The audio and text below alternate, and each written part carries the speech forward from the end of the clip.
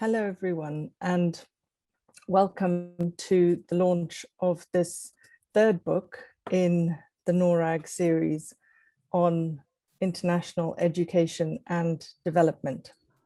The book series is one of the key ways in which NORRAG fulfills its mission to produce, disseminate, and broker critical knowledge on topical issues that emerge in education and development. So through our programs, knowledge production, such as this book, dissemination, such as this launch, NORRAG contributes to enhancing the conditions for participatory, informed, and evidence-based policy decisions in order to improve equity and quality in education. This book series aims to act as a knowledge broker at the interface between research, analysis, policy, and practice within the comparative development and international education community. And this book is the third in the series of these flagship publications, the first of which examined the state, business, and education, the second, philanthropy and education. And now we are extremely proud to present this volume focusing on realizing the Abidjan principles on the right to education, human rights, public education, and the role of private actors in education. Our four editors for this book have done an excellent job in assembling the very best and latest content regarding the Abidjan principles and the right to education. Frank Adamson is Assistant Professor of Education, Leadership and Policy Studies at California State University, Sacramento. Sylvain Aubry is Senior Research and Legal Advisor with the Global Initiative for Economic, Social, Cultural Rights. Mireille de Koenig is a Program Officer with Open Society Foundations. And Delphine Dorcy is the Director of the Right to Education Initiative, which is an international human rights organization focusing on the right to education. These four editors have done an excellent job in bringing the content together. So thank you all very much. Could I have the next slide, please, Paul? Thank you. So to begin with, we are going to first hand over to Sylvain, who's going to give us a quick orientation to the Abidjan principles. Sylvain, over to you. Thank you. Thank you very much, Maura, and welcome everyone. I'm delighted to be here today launching this book. I'm delighted to see as well as many people online. We had another event related to the Abidjan principles, the second anniversary of the principles in February last year, and it was equally very successful. So we see a growing community, and we're really delighted to see all of you here today. So I have 3 minutes, and I promised Moira I would keep within 3 minutes. And all of us actually have this pact today to really try to be short to make discussion very, very interesting for you. To just give you some quick background on the Abidjan principles, it might be things that you know, but it might be that some of you are newer to the issue. So just as a reminder, the Abidjan principles, I hope you can see the PowerPoint, by the way. The Abidjan principles is a text, a legal text that brings together existing human rights law, doesn't make up new things. It was developed by a group of experts. There was a drafting committee made up of 9 people, as you can see on the screen, led by Professor Elgar Cheltenham from South Africa, Professor of Law from South Africa. And the process was supported by a secretariat made up of 5 organizations, like at the bottom of the screen, including Amnesty International, my organization, the Global Initiative, ISA in Uganda, RTE, and Equal Education Law Center. The process to develop the Abidjan principles I think it's quite unique, and you can see, you'll hear more from chapter 2 in the book. It's quite unique, and so that it combines really in-depth and really rigorous legal and conceptual research, as well as engagement with communities and people. And you can see on the screen pictures of a discussion with communities that was part of the input that helped inform the Abidjan principle. There are also these inputs from people around the world. There are about 15, 20 consultations at the national level. There was a range of pieces of research, and there was conceptual research that helped develop, inform the Abidjan principles key concepts. And some of this conceptual research is partly what was edited and what was put in the book. So what you will find in the book is some insights into some of the most important aspects of the Abidjan principles and the questions that were behind it. If you haven't seen the Abidjan principles yet, I mean, there are 90 plus principles, so I can't sum them up, 97 principles. There are maybe 5 themes that you may want to remember, and that the chapters that we'll be discussing today touch on.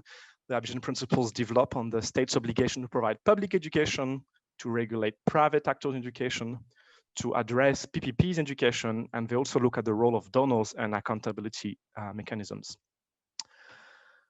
Maybe the last thing I want to mention in my 3 minutes is that since the Abidjan principles were adopted in February 2019 by a group of 57 qualified experts, so there were 9 drafters and then 57 broader experts that input and then adopted the text. It has been largely recognized. In fact, the Abidjan principles have been recognized by all major international human rights bodies at the UN level or at the regional level. So at the African Commission of Human People's Rights in Africa was the first body to recognize it, and followed by other regional bodies. And last point, the Abidjan principles have already had some impact and been used beyond be used in practice and beyond just the text, just beyond the theory. For instance, there's this court case from 2019 in Uganda that uses the Abidjan principles to argue that the PPP education there needs to be put under human rights checks. So that's a really quick background to the Abidjan principles and an introduction to some of the questions that are discussed in the book. Thank you, Sylvain. And next, we are going to go to Frank Adamson, who is going to give us an outline framing the debates that are in the book itself. Frank. Great, thank you, Moira, and welcome everyone to our book launch. This book, Realizing the Abidjan Principles, aggregates the collection of papers that informed the drafting and consultation processes for the principles that Sylvain just spoke about into one book that focuses on the key issues and debates. Before explaining the specific topics that are addressed, I will say the process of editing was unique because the book delves deeply into both the legal and education spheres. And as such, the book offers the opportunity for people from different fields to better understand the complex issues undergirding human rights law, as well as the empirical work on the state delivery and the role of private actors in education. And we strive to make it readable. It's not J.K. Rowling, but it remains accessible for a wide swath of readers. The book chapters are organized into 2 sections, law and education. However, some chapters from each area complement each other by focusing on the same topic. So today we group them into 4 groups of 2 chapters. The first group provides background on the guiding principles as a process and the legal basis for the right to public education. Second chapter grouping deals with the issue of school choice from the legal side of the relationship between parental rights and state obligations, and from the education side in the analysis of how school choice plays out in different contexts. And the third group of chapters deals with the intersection of public financing and private schools, often called public-private partnerships or PPPs. The legal chapter probes the question of whether states can use private actors to fulfill their state obligations for education, and if so, how, while the education chapter categorizes different types of PPPs and presents their relationships with both student achievement and equity. The fourth chapter cluster focuses on the role of private actors in education in 2 key understudied geographies, East Africa and Francophone countries. And finally, the introduction of the book outlines the process for adopting the Abidjan principles already described by Sylvain, while the concluding chapter offers the next steps for the greater realization of the right to education that remains a distant hope instead of an everyday reality for too many children worldwide. Now let's hear some key points from different chapters by the authors. Thank you, Frank. So we're going to go through some key points with the authors now. As questions occur to you, we would welcome you putting those questions into the chat. And when we get to the end, we will have a Q&A session before we have concluding remarks. So we will move on now to the first group that Frank mentioned, Guiding Principles in the Right to Education. And we will start with chapter 2, which is by Magdalena Sepúlveda Carmona, who is the Executive Director of the Global Initiative for Economic, Social and Cultural Rights. And her chapter focuses on the use of guiding principle in human rights law. And she joins us today by video.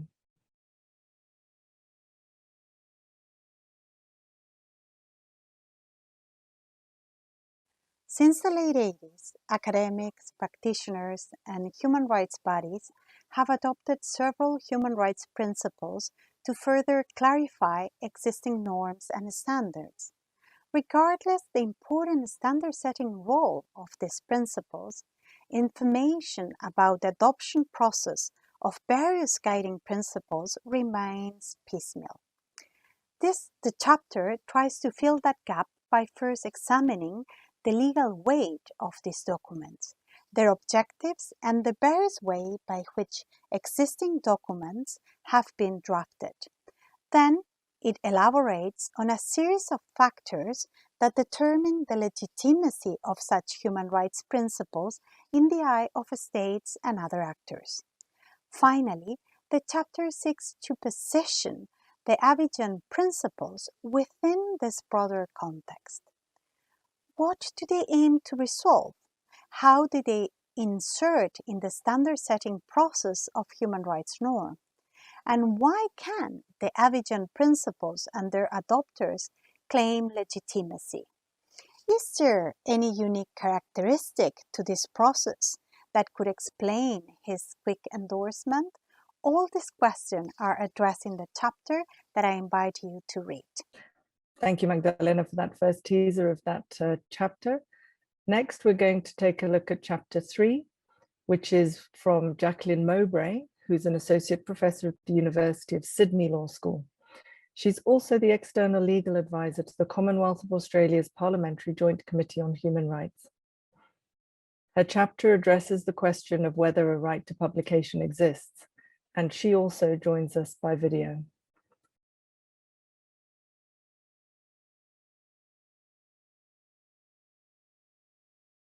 Individuals have a right to public education as a matter of international human rights law. International human rights law protects the right to education, for example, in the International Covenant on Economic, Social and Cultural Rights, Articles 13 and 14, and the Convention on the Rights of the Child, Articles 28 and 29. However, these provisions do not explicitly state that individuals have a right to public education. So for some time it has been unclear whether individuals do have such a right. In this chapter, I make the argument for a right to public education in 3 steps. First, I demonstrate that the relevant legal provisions require states to provide some public education. Second, I argue that human rights norms of equality and non-discrimination mean that if states provide some public education, they must make this education equally accessible to all. Third, I conclude that if public education must be equally accessible to all, then all have a right to public education. This means that states must provide free, quality public education to all within their jurisdiction and cannot rely on private educational operators to fulfill this obligation for them. Wonderful. So that is the first couple that we had there. And we are now going on to the second subsection on school choice. And we're going to start that one with chapter 4 by Roman Zinograd, who is a postdoctoral research fellow at the Center for Critical Democracy Studies at the American University of Paris. And his chapter examines the role of parental rights in education under international law. Roman.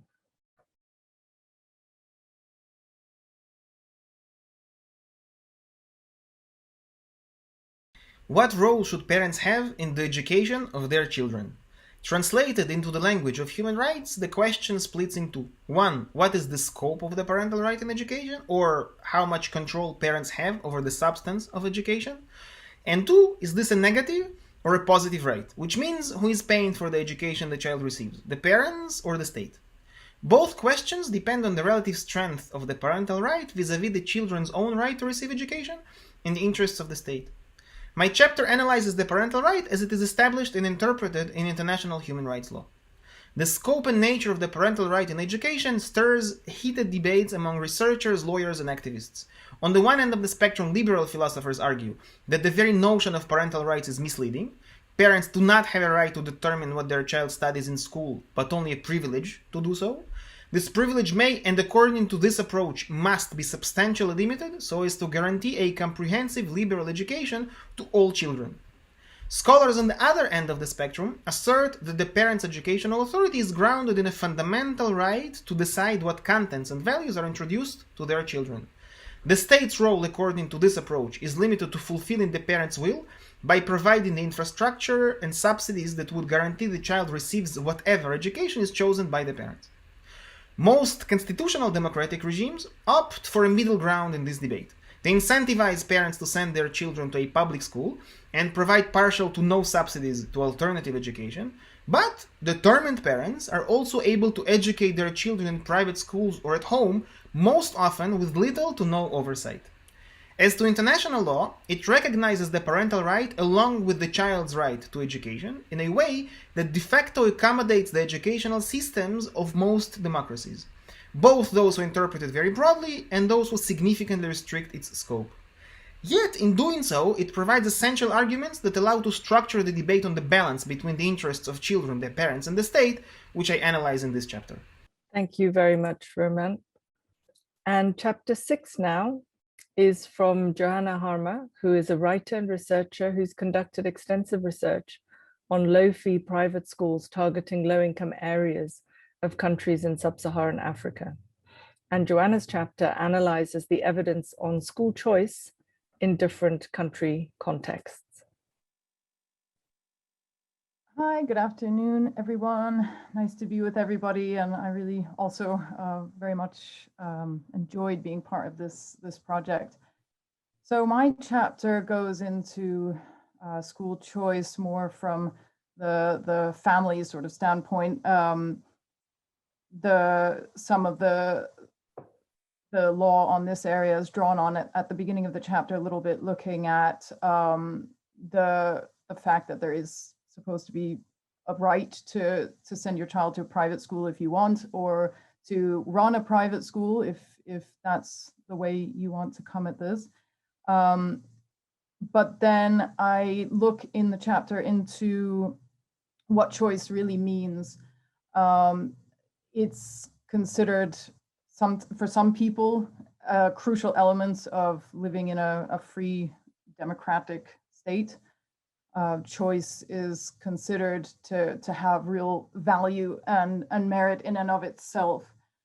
But in most contexts, the very nature of education means that choice is often not what we imagine it should be, a free choice amongst a range of options, all of broadly acceptable quality. A lot of the time, the choice that I've looked at in sub-Saharan African settings and in India have really been more like coerced choices where the government is not fulfilling its right as outlined in the Abidjan principles to provide high quality free education. And so parents are feeling really forced to look elsewhere just in the hope that their children will come out of school literate. So this can't really be characterized as free choice as we would think of it. So the merit in choice, particularly where perhaps you might have a choice between a very poor private government school and a just fractionally less poor private school, is quite problematic to be promoted as a sort of solution to educational issues and as something really to be highly valued.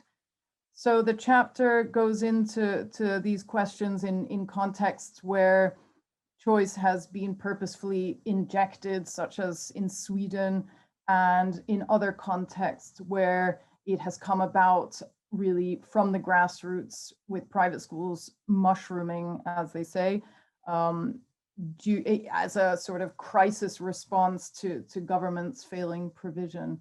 So big questions to deal with, but the sort of bottom line is that choice is not really working out to be what we would hope and imagine that it would be. Thank you very much for that, Joanna.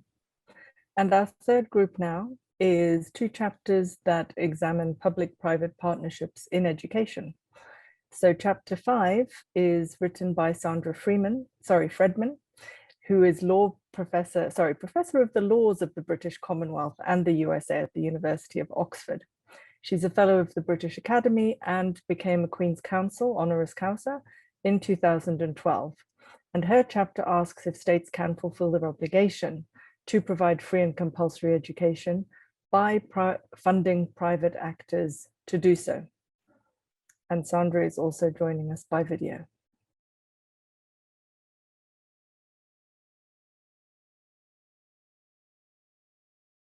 The role of human rights in relation to state funding of private education is still quite contested, but there are some clear main principles. As we know, the state must allow private educational institutions, but at the same time, international human rights law says clearly there is no duty to fund private education. On the other hand, it also shows that the state isn't prevented from doing so. So in this contested middle ground where the state may fund private education, what are the conditions which are applicable to this situation? And my chapter extracts several main principles all around the fact that in all conditions, the state retains primary responsibility for the right to education. This means that the state must respect, protect, and fulfill the right. The duty to respect means that the state must not hinder anyone's right to education, and public funding for private education therefore means that it must not get in the way of every individual's right to education, either in the public or the private sectors. Secondly, the state must protect individuals against other individuals. In the context of funding, this means that the state must make funding conditional on private recipients respecting human rights standards, in particular around quality education. And thirdly, the state's duty to fulfill means that it must provide education, which means in the context of funding that it should ensure funding promotes equality and non-discrimination in both the public and the private sectors. And this is on grounds of race, gender, disability, sexual orientation, but also on grounds of poverty and socioeconomic disadvantage. So I must apologize. The agenda said that Sandra wasn't able to be with us and we had a video, but then I realized she's actually in the room. Sandra, would you like to add a couple of words just to say hello? I do apologize. It's always great to have people in the room rather than by video. Oh, hi, everyone. I did try and say I was here, but I couldn't unmute myself because apparently only the conference organizers can. But anyway, I've had my say, so I would rather have presented it in person, but that's fine. I'm really looking forward to questions and answers and participating in the conversation around this. So thank you anyway, and I won't delay proceedings anymore. Huge apologies for that last minute change. And definitely we'll be very happy to hear your answers to the questions that we will be getting. And as I said at the beginning, please do put your questions in the chat as they occur to you. Right, so chapter 7 is a collaboration between Anthony Verger, Mauro Moschetti, and Clara Font de Villa. And Anthony Verger is an associate professor at the Department of Sociology at the Universitat Autònoma de Barcelona and a research fellow at the Catalan Institution for the Research and Advanced Studies. Mauro is a full-time part-time associate researcher at the Department of Pedagogy at the University of Girona, and senior researcher at the Department of Sociology, also at the Autonomous University of Barcelona. And Clara Fontevilla is a research associate at the University of Glasgow and a PhD candidate at the Department of Sociology at the Autonomous University of Barcelona. And their chapter presents the results of a meta-analysis of different forms of public-private partnerships for student achievement and equity. And it will be Clara who is going to be speaking for the next chapter. Clara. Yeah, thanks, Moira. So a key idea in our chapter is that the diverging effects exhibited by different PPP configurations can be at least partially explained by the mediating effect of a series of policy design variables, and in particular by those relative to profit making, add-on tuition fees, and a school's autonomy on a student selection. And more specifically, what we find is that PPP's enduring popularity within certain development circles contrasts with the fact that existing research on the outcomes of PPP policies is still insufficient and often yields contradictory results. So our research depends on the assumption that this limited understanding is partially a consequence of the prevalence of generalist analysis that fail to acknowledge the exceptional heterogeneity of PPP policy frameworks. On the light of this, our chapter addressed the question of how policy design variables mediate the effects of PPP in several dimensions, with a focus on learning outcomes and equity. And our results demonstrate basically that PPPs that are more inclined towards the promotion of market competition between providers, or which encourage market-like interaction between the schools and families, are those that pose greater risk to educational equity. And this, for instance, would be the case of PPP designs allowing for tuition add-ons or conferring greater autonomy to schools in terms of pupil selection, or also of universal vouchers. And conversely, PPP arrangements less conducive to market competitions are more likely to yield positive effects on learning outcomes without undermining equity. And that would be the case, say, of programs targeted to the most vulnerable social groups, as targeted vouchers, or those programs that prohibit selective admissions or prohibit to charge tuition fees.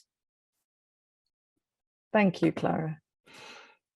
And now in the last grouping of chapters, we're focusing on private actors in education in Francophone and East African countries. And for chapter 9, we have Marie-France Lange, who's a researcher at the IRD, Institut de Recherche pour le Développement, which is the French National Research Institute for Sustainable Development, and a member of the CEPED, University of Paris, research team. Her chapter addresses how education privatization occurs in 18 Francophone countries, and she is joining us by video.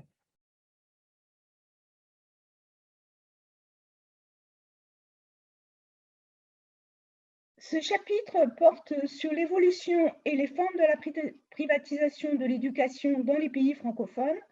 En tout, 18 pays ont été pris en compte, 17 pays d'Afrique subsaharienne et Haïti. Il s'agit de montrer quelles sont les tendances de la croissance des acteurs privés et les différentes formes de la privatisation dans l'enseignement primaire et secondaire. L'un des apports de ce chapitre est d'identifier et d'analyser les différents types d'écoles privées, qu'elles soient à but lucratif ou non lucratif, comme par exemple les écoles communautaires créées et gérées par les parents. Cette analyse des formes de la privatisation permet de montrer quels sont les acteurs qui participent au développement du secteur privé. En effet, de nombreux acteurs jouent un rôle dans le processus de privatisation de l'éducation. Les États, qui se déchargent à moindre coût de leur rôle autrefois prédominant, et les acteurs internationaux de l'aide qui voient un moyen d'augmenter les possibilités de fréquentation scolaire dans les pays à bas revenus, et enfin les familles. Celles-ci ont des stratégies différentes selon les classes sociales. Les familles aisées souhaitent éviter l'école publique dont la qualité se détériore, et les familles les plus pauvres souhaitent scolariser leurs enfants alors même qu'elles ne disposent pas d'offres publiques accessibles. Les principaux défis de la croissance de l'enseignement privé se posent en termes de droit à l'éducation et de l'augmentation des inégalités scolaires. Le droit à l'éducation est remis en cause par l'absence d'écoles publiques de qualité, accessibles à tous, tant d'un point de vue physique que financier, ou par le coût trop élevé des écoles privées. Les conséquences de la privatisation de l'éducation sur les inégalités scolaires se situent à la fois sur les inégalités d'accès à l'école, dans la transmission des connaissances et, in fine, dans la réussite scolaire. Merci, Marie-France. And our final word goes to Linda Oduanoa, who's written chapter 8, and she's a program manager at the Education Partnerships Group. Her chapter charts the growth of private actors in education in East Africa, and she also joins us by video.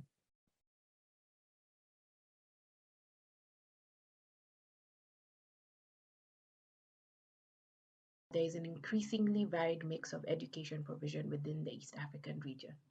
So far, we have observed an upward trend in the provision of education by private actors, especially in marginalized and disadvantaged communities.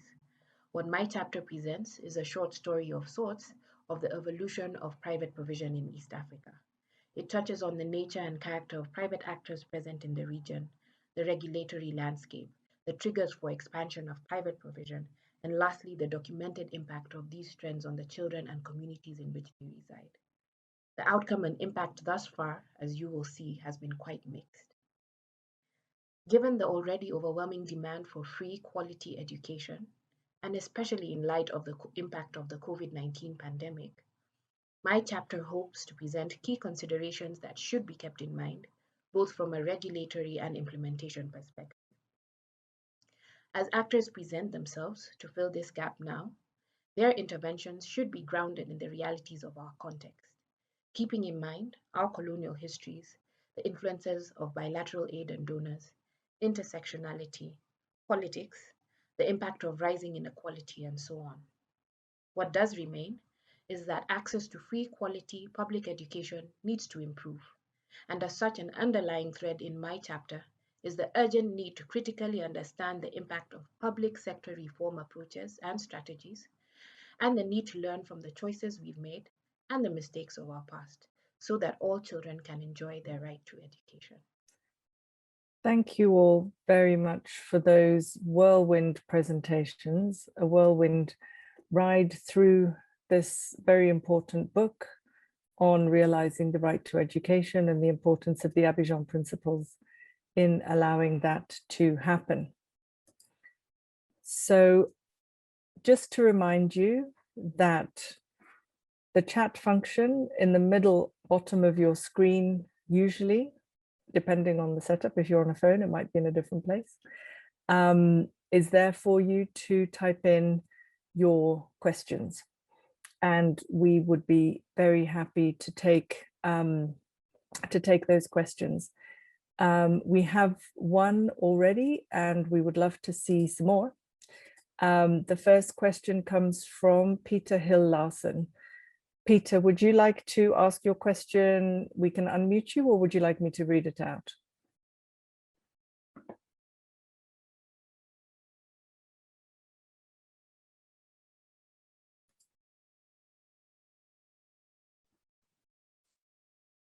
Hello. Hi, thank you, Peter. Hey, I can read it out loud, but I mean you can also. But just to open up the Q&A session, just by saying a gigantic thank you to the authors and editors of this book. I'm looking very much forward to reading it. So it's an exciting event here. Anyway, my question was, and you can read it here in the chat box. I'll read it aloud myself because I can't remember. It was a very technical question. Anyway, but perhaps you could elaborate, any one of you, a little on what international, or what the obligations in international human rights law, either elaborate in the Abidjan principles or somewhere else.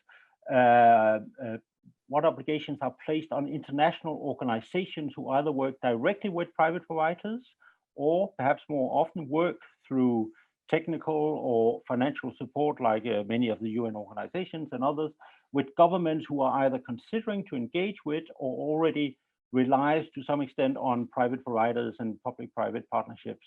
So basically, what are the international organizations' legal status and their legal obligations vis-a-vis governments who work with private providers, and the financial flow of money there, either public money or international public money?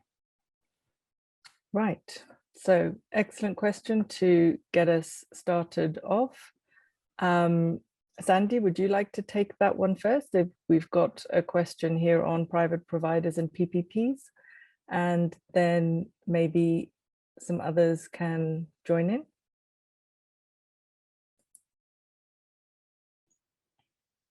Yes, well, thank you for that really important question. I think just to come back to what my chapter says is that when states engage with private providers, they should bear in mind that they retain the primary responsibility for the right to education for everyone without discrimination. And that means that if they are providing funding, they should only do it in ways which do fulfill that duty. And that means, for example, they should not give public funding in ways that drain funds from the public sector, and there have been some cases in the US which make that point, that the state should make sure that any provision to private providers are also conditional on certain standards being met. And of course, private providers, that there is still a duty on the state to ensure that standards are met. But if they do it through the contracting function, then that makes it that much more powerful, because they have the financial leverage to make sure that they are a high quality. And the third point, which again I may make my chapter, is that they should bear in mind that provision of education must be non-discriminatory and promote equality, which means in particular that poor and disadvantaged learners should not in any way be disadvantaged by this public funding. So if international organizations working with governments can work with them in that context, as well as working with private providers in that context, then that would certainly further the right to education as required in international law. Thank you very much, Sandy. Which of the other authors or editors would like to come in on this question? Unmute yourself and... Moira, I will jump in. Thanks, Frank. Just to give a little bit of and this is such a benefit of this book, some of the legal empirical analysis behind this. It's that in the United States, the cases that Sandy mentioned, there's been studies that show that, for instance, in Oakland, about $57 million of a $600 million budget now goes to private public-private partnerships or charter schools in Oakland. And the issue with that is it's not just that the students are the same students that go to the PPP schools versus the public schools. It's that those schools end up selecting students. So there's a much higher percentage of special education students who are more expensive to educate in the public schools that are sort of left behind in the public schools. And so it really unbalances the playing field, as Joanna was pointing out in her issues around in talking about whether there is actual choice or whether there is a more coerced choice.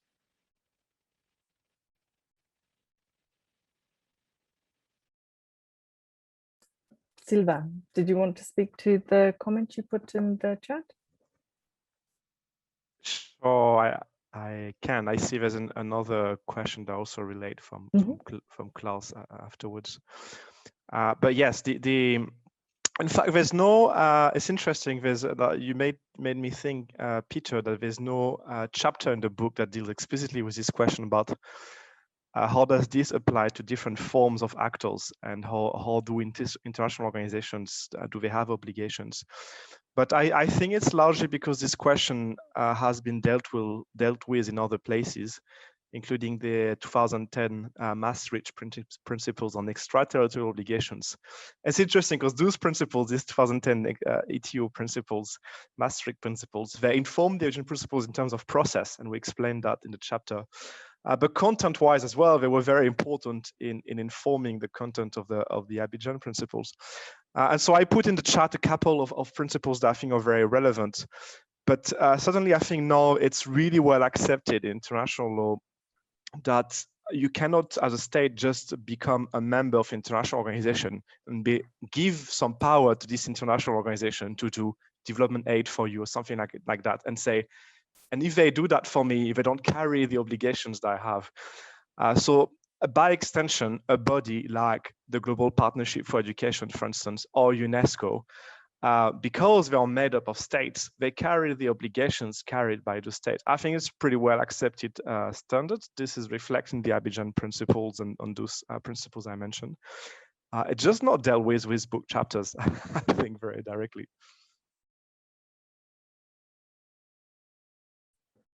Great, thank you. And there is a question here from Klaus. Klaus, would you like to ask the question? Yes, thank you very much. Of course, I'm a very great supporter of the Abidjan principles, but I'm an academic. I try to see all the sides, and I've just noted that there has been critique from especially also the NGO sector, like civil society, saying that the Abidjan principles has in mind essentially commercial actors, and in the preamble it is also said so that it is essential the commercial actors that are the problem. When I wrote my book on education 20 years ago, the topic of private schools was a totally different one.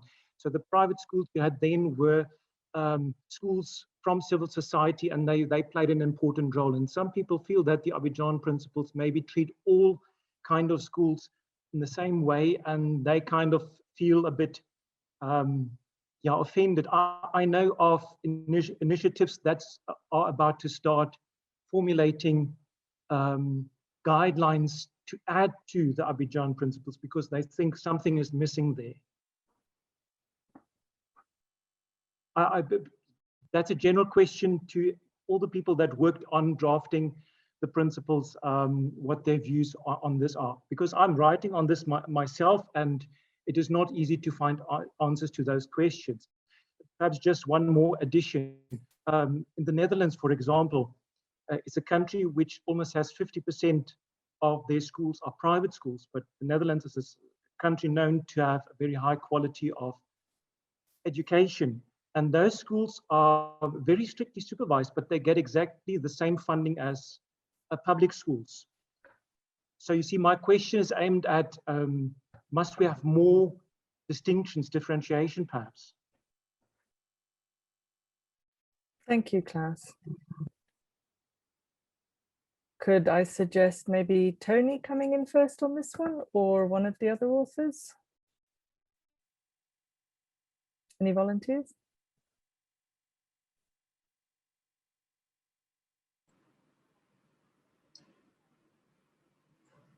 Yeah, maybe Roman produced a chapter that is more aligned with this type of question. Thank you.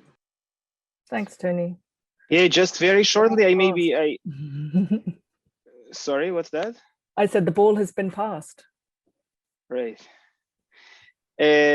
Klaus, thank you for your question. So I think I speak for myself, obviously, but I think it's one of the things we were I was very proud of when we were in the result of the Abidjan principles, that in the process of drafting, these specific questions came up a lot, and the differences between small schools in remote places where there must be a private, some NGO that is helping children to get some education, as opposed to, I don't know, going to the usual suspect, charter schools in the US that really draining public money. And we were trying to tune these questions and address them. And so one of the parts in the Abidjan principles that addresses it is the question of commercialization of education. And so this addresses more this phenomenon of schools that are really actively draining the resources and also actively worsening the quality of public education. But the part on parental rights and the part on private education, I think, at least in my view, the way we drafted it accommodates or allows for a system like in the Netherlands, as long as the standards of education remain high and as long as there is a clear path and transparent path of how public money is being utilized. The system in Netherlands is not, so the Abidjan principles are not calling to change the Dutch system. They're not calling for having only public education. And I think this was one of the goals. And I think we succeeded also if you obviously, in order to differentiate between the different private schools, to get into some details, and we are in the process of writing commentary about the principles right now. But I think it allows for these systems, and the most important part is exactly in private education, insisting on standards, while also allowing for the quality of public education to improve, not only to remain the same, as obviously in other countries this is not the case. Thank you. Okay, thank you for that. As I've just been today reading one of the reports of a previous special rapporteur on the right to education, Kishore Singh, who had a very harsh stance on private schools. And I was trying to make up if he is referring to commercial private schools or all private schools, because at times it seemed like he was making a statement that private schools are generally not good. And that is, of course, quite a statement to make. Not that I'm saying I'm a supporter of more private schools, but I'm certainly a supporter of private schools as a mechanism of retaining that freedom. So if the Abidjan principles say private provision is not a systemic solution, I think the fact that private schools may exist is a systemic necessity, because it is, even if it is a small sector, it is just a way of retaining this freedom in the education system that the covenants refer to. But thank you for your answer. Thank you, Klaus. We'll take, I see Sandy has her hand up, and then Joanna. Yes, thanks so much, Klaus, for that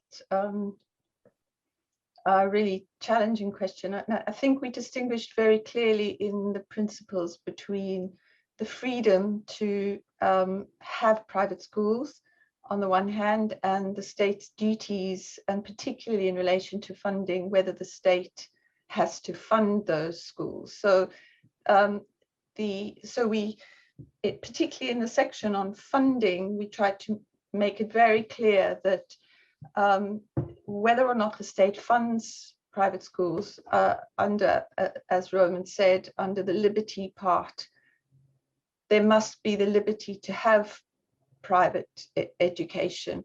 The real problem is when that private education prejudices the state's primary duty, which should lie in providing good quality public education to everyone.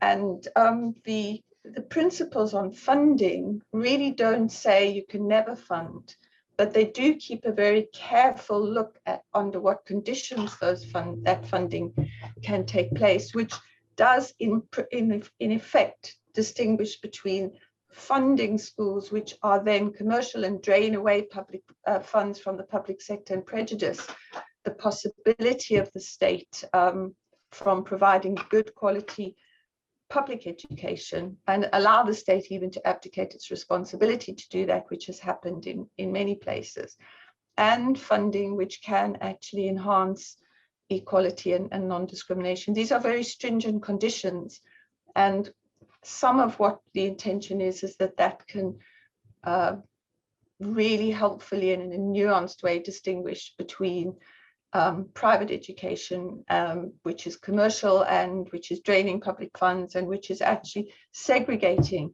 learners into those that can be educated privately and reducing standards in the public sector, but also the possibility of exploiting learners who in the best will want the parents want the best for their children, and there should be a proper, strong public alternative in every case for every learner. Yeah. Thank you, Sandy. Thank you, Sandra. So go Joanna now. Yeah, I just wanted to speak a little bit to the quality issue that sort of complements the funding issue. I mean, when I've been walking through informal settlements looking for non-state schools, I've found NGO and one UNICEF school jumps out in my memory, every bit as horrifying as some of the worst private schools that I've found, and every bit as horrifying as some of the worst government schools I've found. So I think really the principles are as well meant to be giving that pressure to the government to make sure that schools are of an acceptable quality no matter who, and again reinforcing that government responsibility to make sure that that happens. And the drafting of the principles was, started out with first a very hard line on regulation of these schools, and when you're thinking about whether there is different views on private schools that are sort of fee paying and more commercial, and like NGO schools. I mean, I've always found it interesting that BRAC schools, for example, have teachers that have essentially been through a crash course in teaching and are deployed to very difficult conditions. And similarly, some of these international school chains do a similar thing, crash courses of teachers and deploy them. And I would guess that basically the key thing that most people would object to is then the fee paying and commercial and profit seeking elements of that situation. And I think through the drafting process, the principles came around more towards a view of sort of progressive realization of good standards in all schools, and that there wasn't really much point in completely outlawing any school that's not reaching an amazing standard when governments are failing to do that as well. So that's just I would say that the move towards good quality is quite inclusive for all schools. Thank you very much for that, Joanna. And thank you, Klaus, for that great question, getting those points out in this launch. So we'll move now on to Oluwafunmilayo Olalusi. Would you like to unmute yourself and ask your question? Good afternoon and good evening, everybody. Hello. Are you hearing me? Yes, we are. Welcome. Okay, good afternoon. Thank you for this great job. It's very educative and encouraging to see that we are talking about private education and provisions. But as a particular problem, I know Joanna is aware of that in Nigeria because she worked very well, very much in so many areas in Nigeria. The Nigerian government looks at the private education sector as a money-making venture. So in that case, they don't think that they have any responsibility to support the private sector. And there have been programs encouraging them to do so, giving instances of how they can do it. We have the dipping. Joanna knows about the spin. But I think the mind is made up. When the programs are on, they look like they are supporting, they have agreed to the kind of suggestions that the programs are made. But once the programs are over, they go back to status quo. So what do you think can be done to make the government actually realize that private sector, the private education providers are actually supporting the government to ensure that we don't have more out of school children, supporting them, even though they are making money, they have to make money because they are providing services, but that should not be the focus of the government, but that the fact they are complementing the effort of the government should be the priority. What do you do to make this government know that they owe the private sector a responsibility to encourage them to support them in whatever way they could? Okay, thank you very much for that. What do the Abidjan principles have to say at that side of the question? Any of the authors or editors like to unmute yourselves? I mean, hello. She's a dear friend of mine. I hope you're well over there. I mean, I would say that it's really a case that, you know, in places like Nigeria, or at least the southern half of the country, you know, the government has basically ridden on the massive growth of the private sector to really just sort of abdicate responsibility, while also viewing these schools in a strangely adversarial manner. So yeah, the case of Nigeria to me has always struck me as quite peculiar in that way, that while there'd be, if you closed every low-fee private school there now, especially in Lagos State, the government would be in an utterly impossible position, and yet they do take this very adversarial stance. So, I mean, I would say, based on my knowledge of Nigeria, that, you know, the principles say that the government in those states in Nigeria and the southern half of the country mostly are,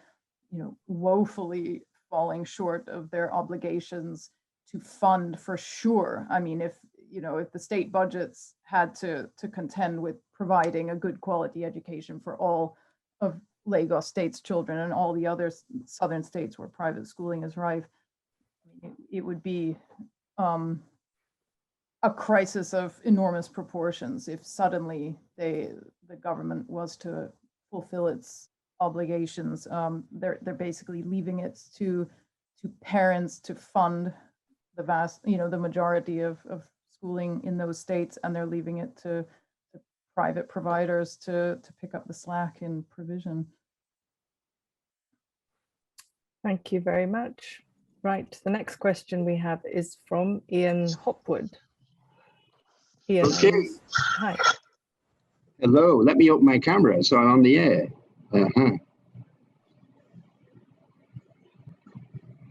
So wow, this is problematic. There we are.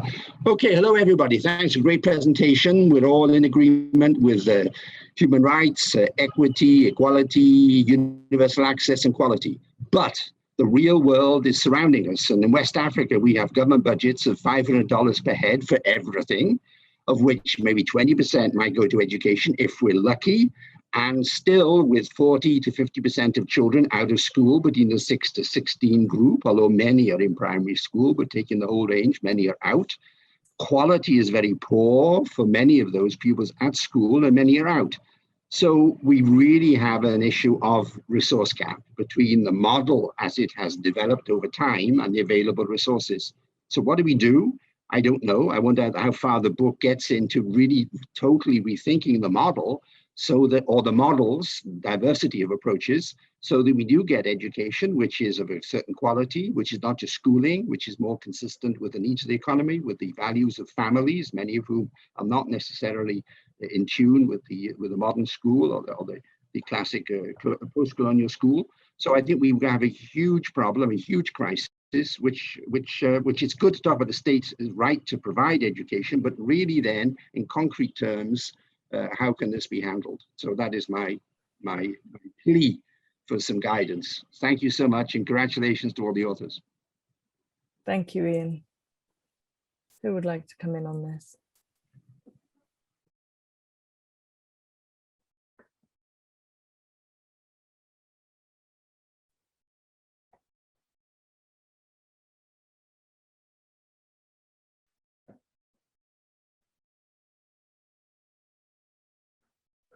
An author, an editor? Hi, Delphine, please go ahead. Yeah, sorry, because I was waiting to see if others are responding. But one thing I would like to share, I think it's important to remind as well the framework of the Abidjan Principle, and also how the book have served the development of the Abidjan Principle. We have taken the human rights as a basis.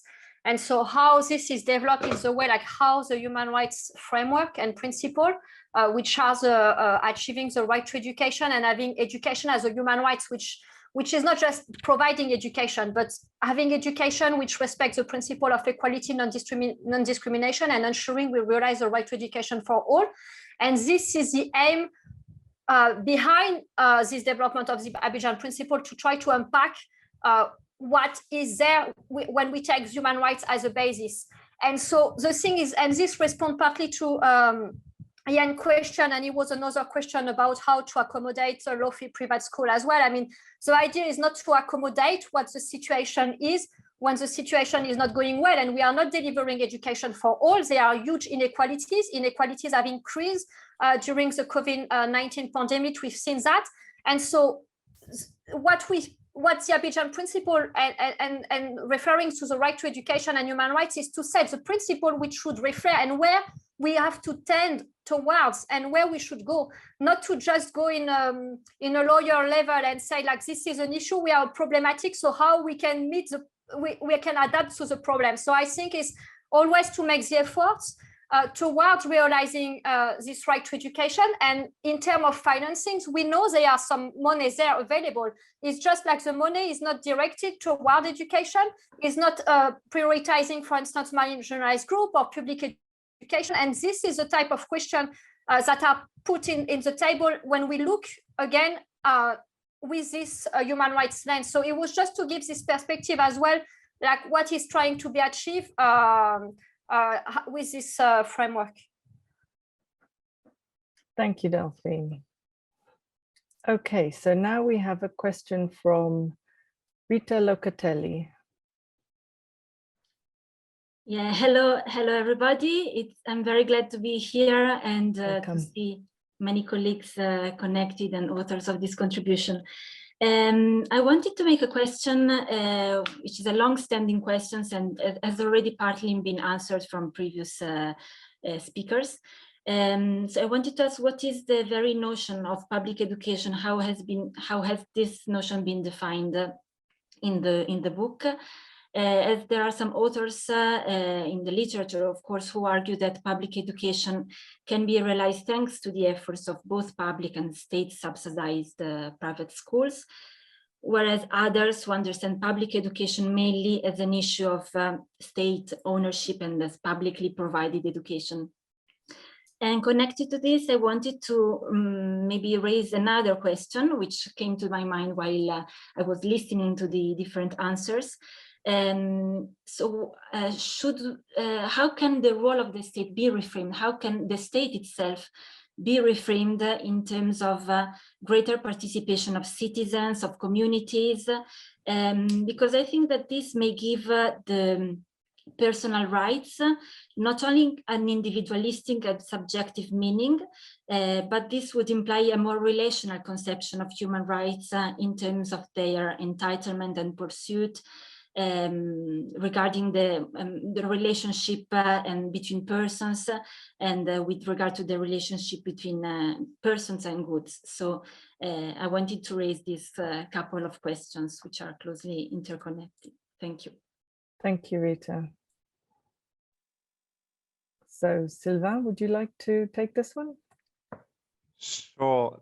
Thanks, Rita. That's a great question, and I think it actually helps to answer many of the other questions that were raised before. And I see Tony is raising his hand. I'd be interested to get your take on that as well. It really comes to the core of the issue. Actually, I think, and Klaus, you asked earlier, would there be one thing to change in the Abidjan principles? And that might be not something to change, but something to deepen.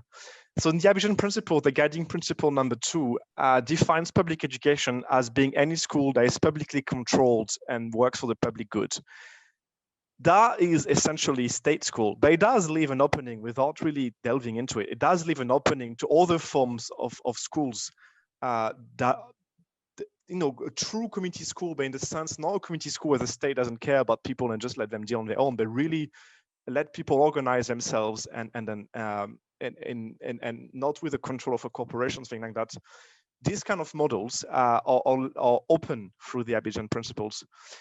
And this is actually, this came up as a result of Roman and Jackie's chapter. So Jackie would be probably the best to talk about it, because her chapter she was looking into his very right to public education. Initially, she was hesitant, as many people in the legal community. And then as she researched, she concluded that there's no other way to understand human rights law than saying there's a right to public education. But as long as public is understood to be not necessarily a state, even though in 99% of the case, it might be the state. And so that actually opens up to a lot of nuance. And a lot of the questions I heard earlier from Ian or from Klaus or from others are about saying, like, here's the reality that is complex. Or from Nigeria, here's a complex reality. How do we deal with that? How do we have the nuance to deal with that? And honestly, I really think that the Abidjan principles allow to do that job, because they leave space, as Joanna explained, for the regulations, for instance. They explain that regulations need to increase over time, not put an unreasonable burden initially, which is an innovative concept that I think helps to address reality.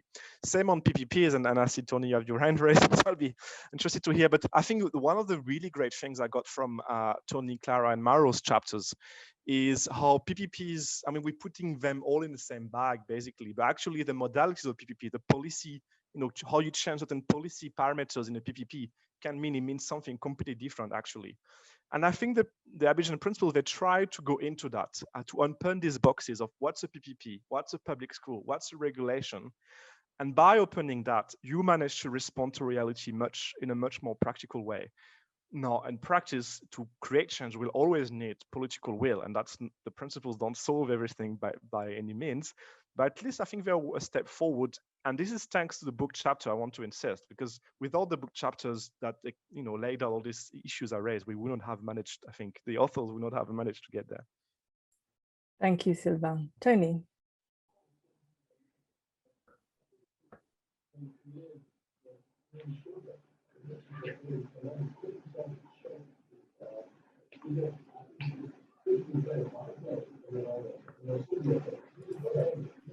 Can you unmute yourself? Now I've done it. Okay.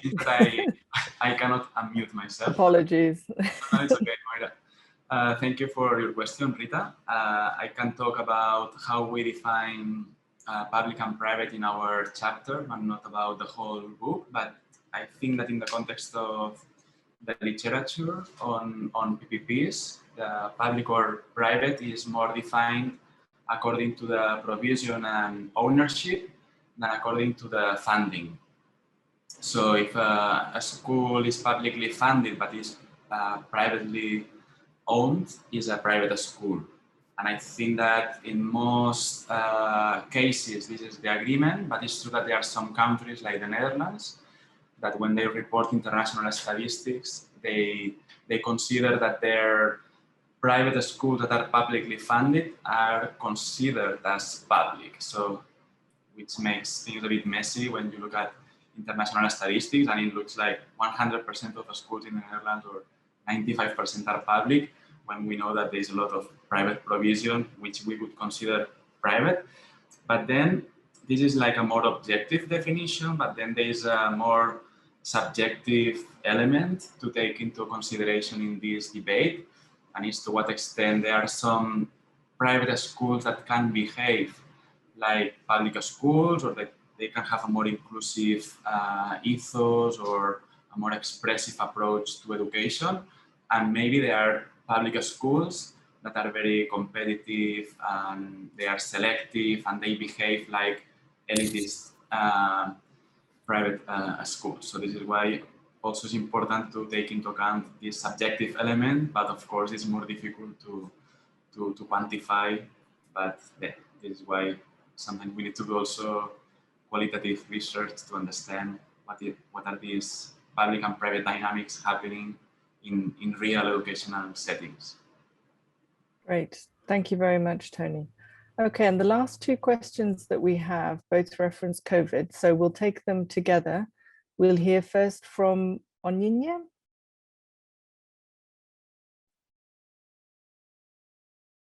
Onyinye, would you like to ask your question? Okay, thank you very much for that. Thank you very much for the conversations as well. Very interesting. And my question is about low-fee private schools.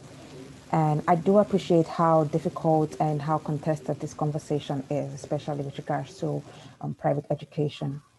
But for a context like Nigeria and perhaps the sub-Saharan African context as well, in the light of COVID, we have seen that low-fee private schools in particular suffered as badly as the public schools.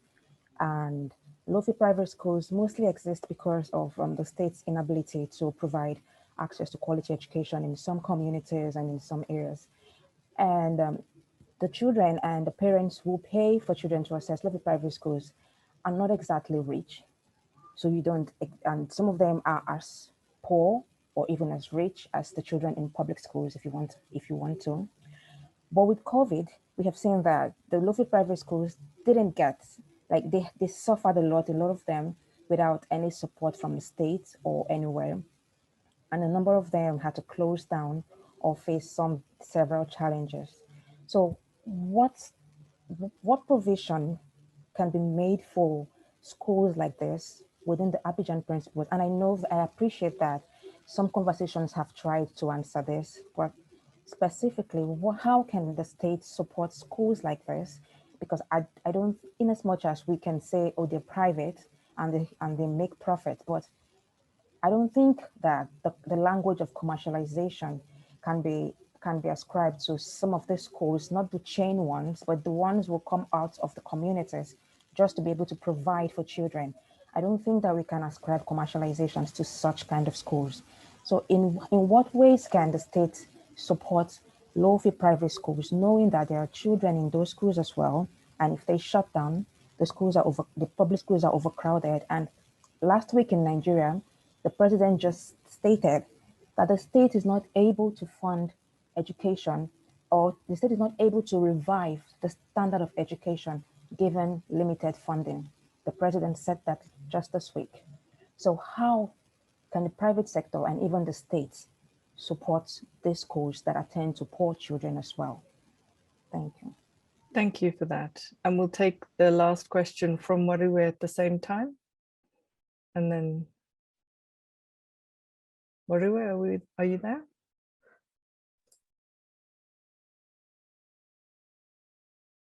Sorry.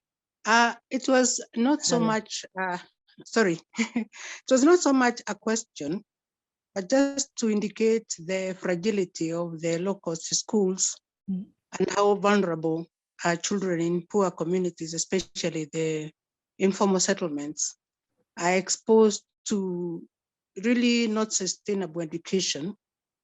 And that's why I really appreciate the Abidjan principles, because I think it's the government that needs to look at that. And the issue is that there are not enough public schools in those places.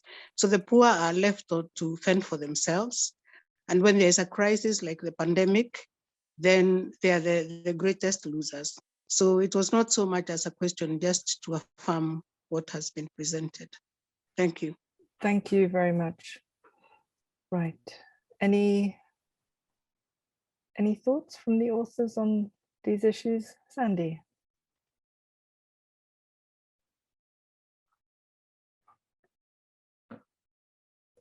Could you unmute yourself, please, Sandy?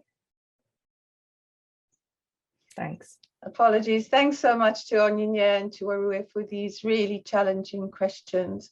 So as a start, I think it's worth reading the report of the UN Special Rapporteur on the right to education on COVID and the consequences on COVID. And she does deal with this problem of low-cost private schools closing. And I think one of the things that comes out of that, which we could expand upon, is that two things. The most important thing is about going behind the current crisis and creating systems which are resilient, which can withstand these kind of crises, and this isn't going to be the last one. So I think we've learned for health systems, for education systems, and for all systems that there needs to be a really thoroughgoing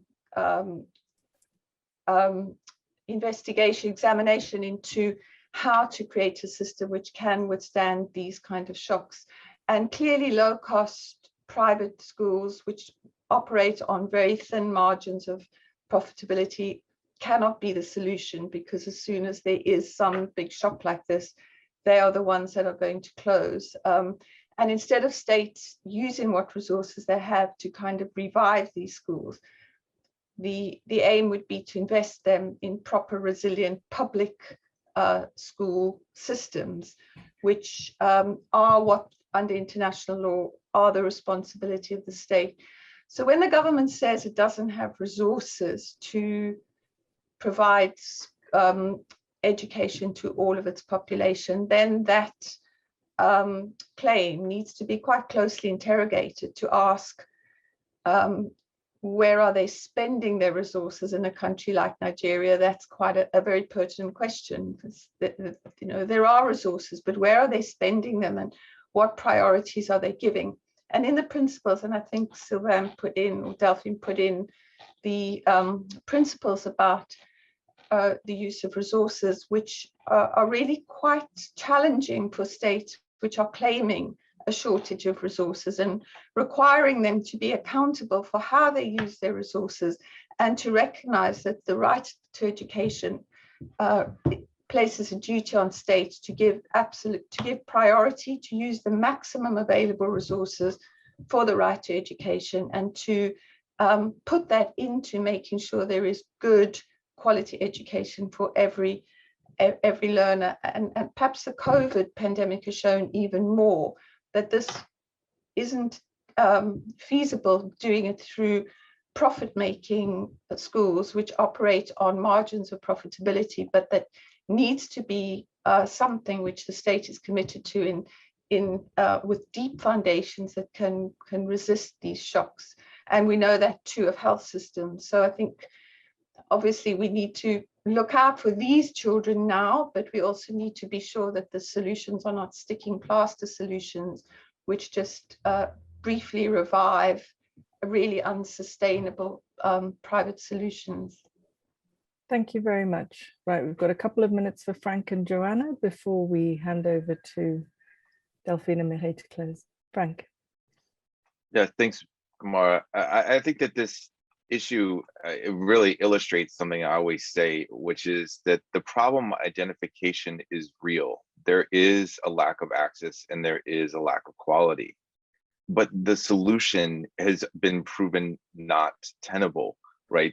And this gets back to Steve's point in the chat, the 40-year neoliberal solution of increasing the role of private actors in privatization has not worked across the globe. We have examples that go back from Chile to Milwaukee to New Orleans to Nairobi to Mukuru in Nairobi. So we know all of these different places that it's not working. And then there is this issue of we're already so far down this road.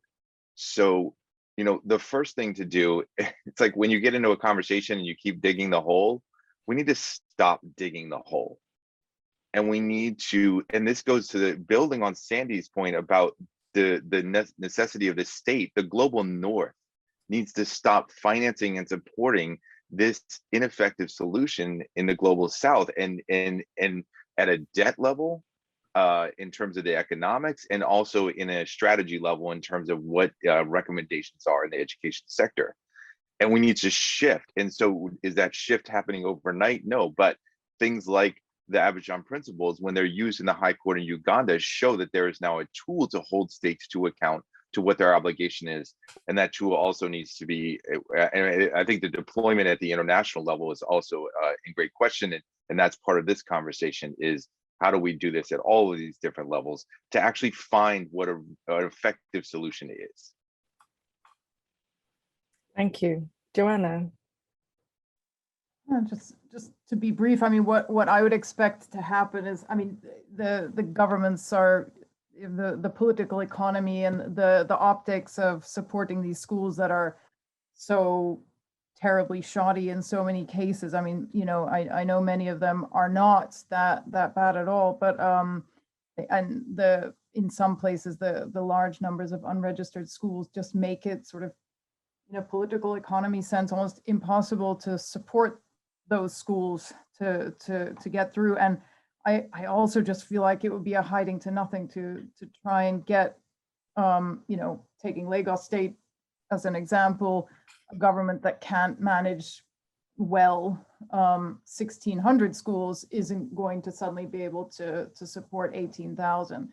So I think it's, unfortunately, I would say it's looking to a mirage to think that government would be able to support low-fee private schools. What I would expect to see is that some will close. Those that are subject to paying rent will probably close. People will have become, teachers will have become unemployed. And I would fully expect that those that have been operating their schools from within their households from land that they own will probably, pick up the pieces and start again from quite a large pool of available people who would be hired back on low wages again to revive the low-fee private school setting. So I would expect that there would be quite a lot of churn, much more churn than normal with schools closing, and then more opening to capitalize on the opportunity, as it were, when things open up again. But yeah, I absolutely support what Frank was just saying, and but I do think it's not even a practical thing from a sheer realism point or a sort of political economy view to even hope that government would support those schools, even in a situation where it was considered a good thing to do to support private schools. Thank you very much. So I have put the link to the book, which is open access and therefore free, and you can download individual chapters as PDFs. And please do continue this discussion, if only in your own mind, but also in your classrooms or in your workplaces, in your homes. And very, very, very pleased to be able to launch this book today with all of the amazing discussion that we've had. And I will now hand over to the other two editors, Mireille de Koenig and Delphine Dorcy, for final remarks. Mireille. Thank you, Moira, and thanks everyone for a very lively discussion, and in particular to the authors for distilling the depth and the richness of their chapters down to one main idea or arguments at the very beginning. It's been a pleasure to work with everyone involved in this book and to edit it alongside Sylvain, Delphine, and Frank. As the presentations and the discussion here show, the book explores a range of complex and sometimes contradictory arguments and offers a variety of perspectives across the chapters, as well as the debates that are examined within them. And we hope that the chapters and the volume on their own will serve as a resource for different education stakeholders in policymaking, as Moira said, in classrooms, to inform advocacy and to probably inspire or hopefully inspire further research, such as how the Abidjan principles apply to international organizations, or a deeper analysis of different regulatory models, or even the role of the state and communities in education provision or in the provision of other services, public services.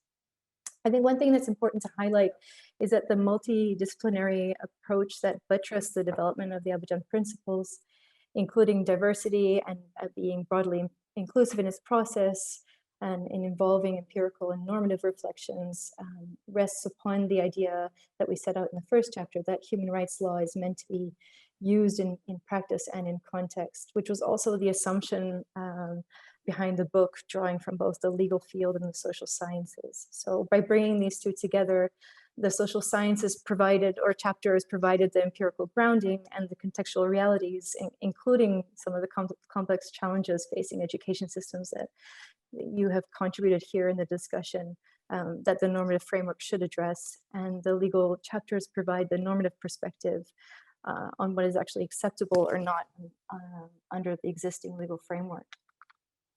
So I just want to conclude by that the chapters, they offer some of the key elements that the Abidjan principles set out, and then could be read alongside the book. And several organizations this week and over the next months are campaigning or raising awareness together over the next week on what these elements are. And I quickly want to set those out. in very simple terms, and that everyone must have access to a free quality public school close to where they live, and that there is a right to public education, or it links to this chapter that Jackie has on the right to public education. And where private providers operate, whether through PPPs or on their own, that entry requirements, fees, and other aspects or modalities must be effectively regulated and not deepen inequalities in access and participation.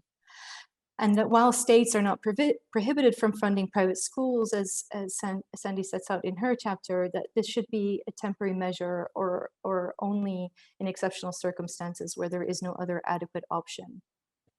And that the state crucially should never fund commercial actors. So it may fund other providers under strict conditions.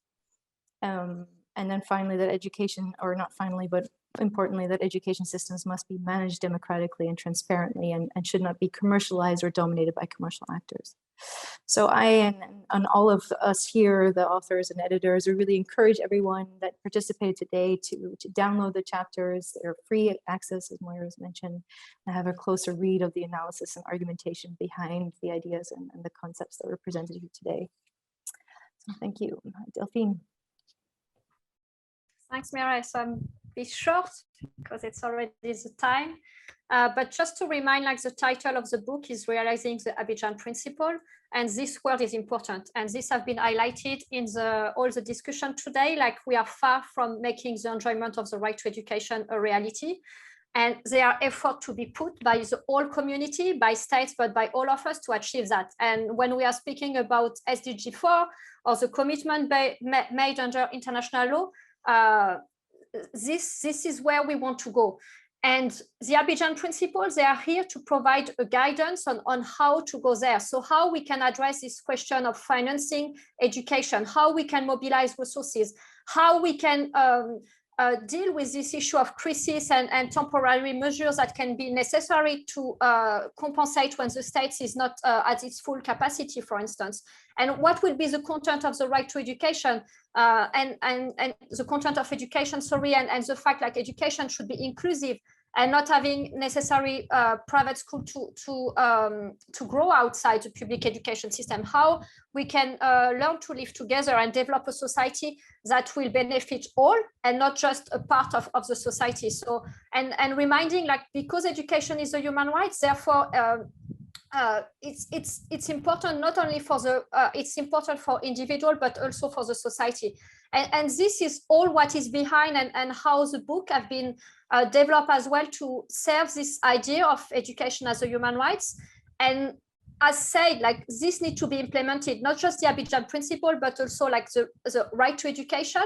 And just to give briefly examples, this have been done already. So I mean, to show like how this guidance have been used already, they have been used for research and to really develop some research and analysis of the situation in country that can be read in light of all this dimension of equity, social justice, and the content of the right to education, and how this can serve all dimensions, like individual and the society together. It's been used already for discussion with states on how best review education policy to address all these challenges that have been raised today without undermining the right to education, which has been the case, for instance, in Uganda, in Nepal already. They have been used to review a strategic plan. And UNESCO is developing an analytical framework at the moment to help states to review their strategic plan to be aligned with the right to education. And as Sylvain mentioned, they have been used already in some court decision, and also by civil society organization and people to claim their rights and find a guidance as well on how we make this a reality, because at the end of the day, what we want is education for all. And what's the guide? This provides a guide on how we can do that and make it a reality seriously. And resources are there, so like how we mobilize, how, as Sandy said, like we can make the states accountable. When they said it's a lack of capacity, they have to demonstrate. It's not just enough to say it's a lack of capacity. So the book, and again, like it's been a great a pleasure to work on this book and to have all these deep discussion and reflection about like, you know, this challenging question around education is not something theoretical. When we talk about education, it's something like individual enjoy or wish to enjoy every day. So how we can find concrete solution to make this a reality. And there are some answer and guidance in the book as well who have informed the development of the Abidjan Principle. Thank you both very much. And thank you to everyone who joined us here today. It's been a pleasure to be part of this discussion, and it's truly an honor and a privilege to have brought this group of editors together, the group of authors together, to have this book that we are very proud to launch here today. So thank you very much. Do continue the conversation with the organizations that have been represented today. Join NORRAG as a member. Also subscribe to the other newsletters that are available to you, and please do continue to engage in this incredibly important conversation. Thank you all very much for your time today.